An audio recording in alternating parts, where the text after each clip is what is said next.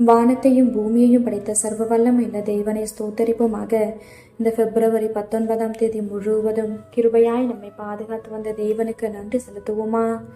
கிருபையும் மகிமையும் நிறைந்த எங்கள் பரிசுத்தமுள்ள நல்ல தகப்பனே, ஸ்தோத்தரிக்கிறோம், துதிக்கிறோம் ராஜா. இந்த இரவு நேரத்திலும் நோக்கி பார்க்கக்கூடிய கிருபையை கொடுத்ததற்காக நன்றி தகப்பனே. அப்பா, இந்த நாளிலும் உங்களுக்கு பிரியமில்லாத காரியங்களை செய்து உடைய இருதயத்தை துக்கப்படுத்தியதற்காக எங்களை தயவாய் மன்னியும் ஆண்டவரே. உமக்கு பிரியமான பிள்ளையாய் வாழ உதவி செய்யுங்கப்பா. இந்த நாளிலும் எங்கள் தேவைகள் எல்லாவற்றையும் சந்தித்து நாங்கள் சோர்ந்து போகாதபடி உடைய வார்த்தை கொண்டு எங்களை குணப்படுத்தியதற்காக நன்றி தகப்பனே.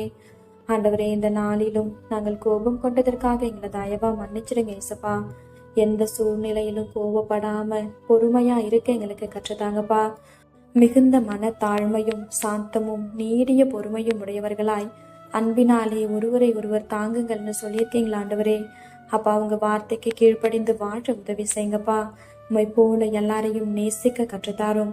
இந்த இரவு நேரத்தில் செபிக்கிற ஒவ்வொருவரையும் ஆசிர்வதிங்கப்பா. அவர்கள் குடும்பங்களையும் நீர் பாதுகாத்து வழிநடத்தும். எங்கள் ஆவி, ஆத்துமா, சரீரம் முழுவதையும் உடைய கருத்திலே கொடுக்கிறோம். நீர் பொறுப்படுத்தி நீர் வழிநடத்தும். இயேசு கிறிஸ்துவின் இனிய நாமத்தில் செபிக்கிறோம் எங்கள் ஜீவனுள்ள நல்ல பிதாவே, ஆமேன்.